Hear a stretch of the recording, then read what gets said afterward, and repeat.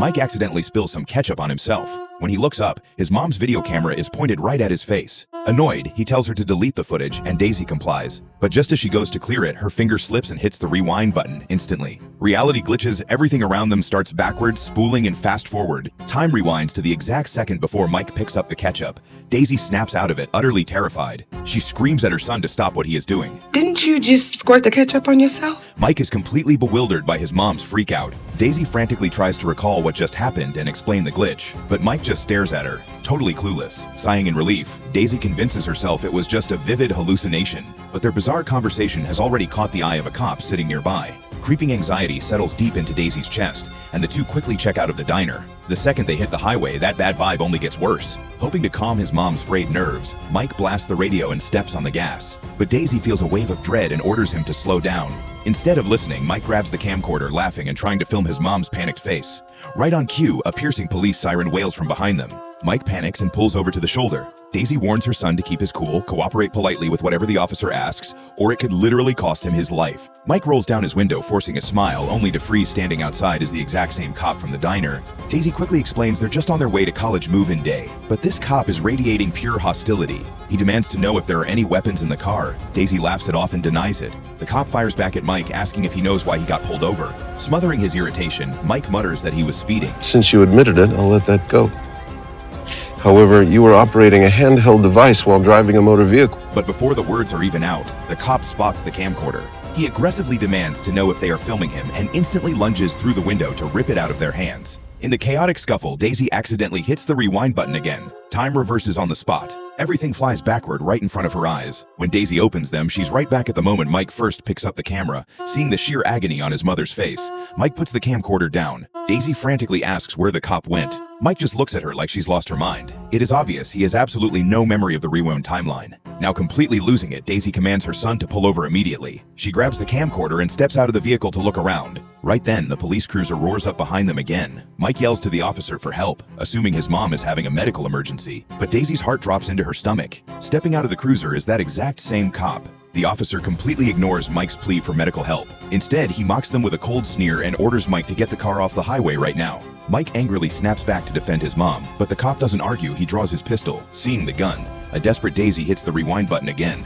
This time, the rewind drags her all the way back to the diner. She looks around frantically. There's the cop sitting at his table eating breakfast, glaring at her and her son with pure disgust. As soon as she collects herself, Daisy orders her son to pack up and leave immediately. She wants to hit the road before the cop finishes his breakfast, hoping they can completely dodge his radar this time. Daisy shoves Mike into the passenger seat and takes the wheel herself. She cautiously drives onto the highway, strictly micromanaging her speed. Halfway down the road, she pulls a sudden, aggressive U-turn and ducks onto an entirely different route. The suffocating dread won't leave her. She prays that changing the physical path will rewrite the script of reality. But Mike is utterly baffled by his mom's erratic driving and has no idea what she's rambling about. After driving a significant distance, Daisy's hyper-stressed nerves finally snap. She decides they need to hole up in a motel to rest, hoping that by burning time, they can completely desynchronize from the cop's timeline. Lying in the motel room, Daisy finally feels her tension start to melt. Just then, the TV screen flashes with a live lottery drawing. A spark of inspiration hits her. She points the camcorder at the screen and hits record.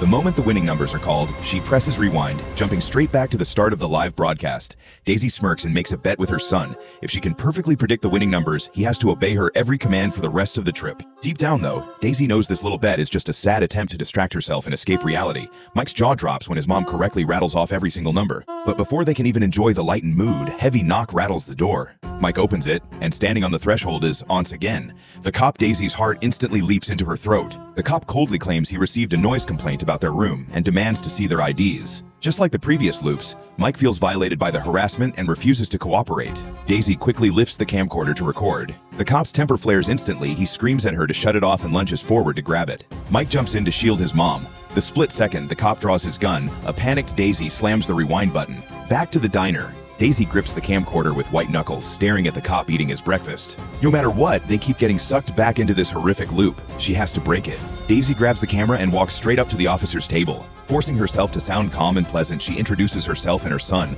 offering a heartfelt thank you for his service in keeping the community safe. She pulls out every stop to fake a stellar first impression. It works. Hearing the praise, the cop actually smiles. Daisy seizes the opening and buys him a slice of apple pie. They exchange some casual small talk, and the cop behaves like a totally friendly guy. After finishing his meal, the officer gets up, thanks them, and leaves. Daisy finally lets out a massive sigh of relief. But the moment she stands up, her smile freezes. The cop hasn't left. He calls out to Daisy from across the room, asking if that luxury car parked outside belongs to her. His friendly tone instantly hardens into a cold, aggressive interrogation, demanding she explain how she could afford a vehicle like that. Swallowing her fear and rising fury, Daisy tells him flatly that she earned it through years of grueling hard work. Surprisingly, the cop doesn't push it this time. He tells her to drive safely and walks away. Daisy and her son rush out of the diner. Parked right there in the lot is police cruiser number 1015. Sure enough, before they can even unlock their doors, the cop barks out her name. The polite mask is totally gone. He demands her registration and official proof of purchase for the car. In that brutal moment, Daisy finally accepts the ugly truth. She cannot alter the trajectory of this nightmare. The final destination of this story will always be that cop drawing his weapon. Daisy decides she's going to take the bullet herself. She deliberately starts screaming and raging at the officer, trying to bait his anger entirely onto her. But Mike, terrified his mother is about to get hurt, runs back to the car to pull up a photo of the car receipt on his phone. The cop reacts on pure lethal reflex and shoots Mike dead. Daisy's mind goes completely blank. Paralyzed by absolute horror, she can't even form a scream. The camcorder drops heavily onto the asphalt. Outside the cold walls of the morgue, Daisy is weeping in pure agony. The doctor gently asks her to step inside to formally identify Mike's body. Instead, Daisy begs to have her camcorder back. Confused but sympathetic, the doctor retrieves it for her. Standing over her son's lifeless corpse, her hands shaking violently, Daisy slams the rewind button. Boom! Mother and son are snapped right back into the diner booth. Daisy bursts into hysterical tears, grabbing her son's hand and holding on for dear life. She glances over. The cop hasn't even arrived for breakfast yet. The camcorder dragged them back even further this time. Daisy frantically packs their bags and tells Mike they are leaving right now.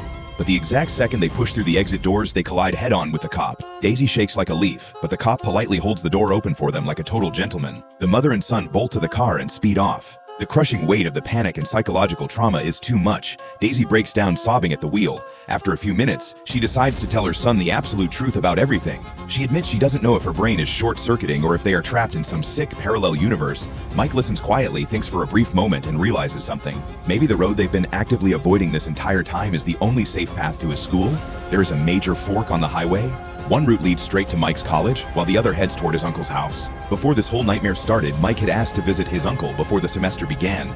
But Daisy, desperate to chase a better future and escape her toxic family roots, had a deeply strained relationship with her brother.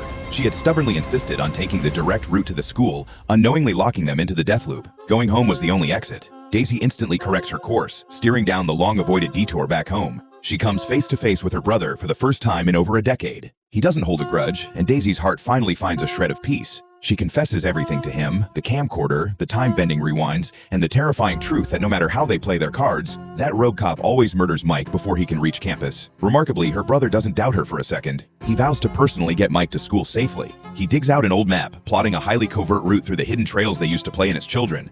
The moment they leave the house, the cop hits the town tracking them. Avoiding the main roads entirely, the three slip through abandoned alleys, drop down into a pitch-black underground drainage tunnel, and finally lift a manhole cover popping up right at the front gates of Mike's college. But before they can even celebrate, that familiar, sickening police siren cuts through the air. They sprint toward the campus boundary, but the cop cuts them off and draws his gun on the spot. The uncle immediately steps into the line of fire, blocking the barrel with his own chest. Within seconds, a massive fleet of regular police cruisers floods the scene. The corrupt cop looks around and tries to put on his usual arrogant, power-tripping smirk, but this time Daisy refuses to cower. She hoists the camcorder high into the air and slams the record button. Seeing her action, the massive crowd of students and bystanders surrounding them instantly pull out their phones, aiming their cameras directly at the rogue cop. Everyone is a witness now. As the recording crowd presses forward, the bad cop's colleagues exchange tense glances behind his back. One by one, they lower their firearms and begin backing away. With a stadium of cameras recording his every move, the rogue cop has no choice but to angrily holster his weapon. Daisy finally beat the loop. Mike waves goodbye and strides safely into his college. 10 years pass. They live through it all safely. Mike grew up, got married, and now has a beautiful daughter of his own. But that camcorder has never once left Daisy's grip. For a decade, her nerves have stayed entirely fried, recording every single second of her life, until Mike finally begs her to just put the machine down and enjoy her family. It's been 10 years. It's enough. Daisy only kept it because she wanted to make sure her family always had a do-over card in their back pocket. Her little granddaughter grabs the camcorder to play with it, but her tiny hands fumble, and the camera crashes onto the hardwood floor, shattering into a million pieces. Daisy drops to her knees in a hyperventilating panic, neurotically trying to piece the plastic shards back together. Mike kneels down, tightly gripping his mother's hands, pleading with her to let the past go and finally start living in the real world. After a brief wave of terror, Daisy looks at her son, takes a breath, and finally accepts it. She lets go of 10 years of suffocating hypervigilance. But the exact second Mike walks out the front door, the terrifying sirens from 10 years ago start wailing outside.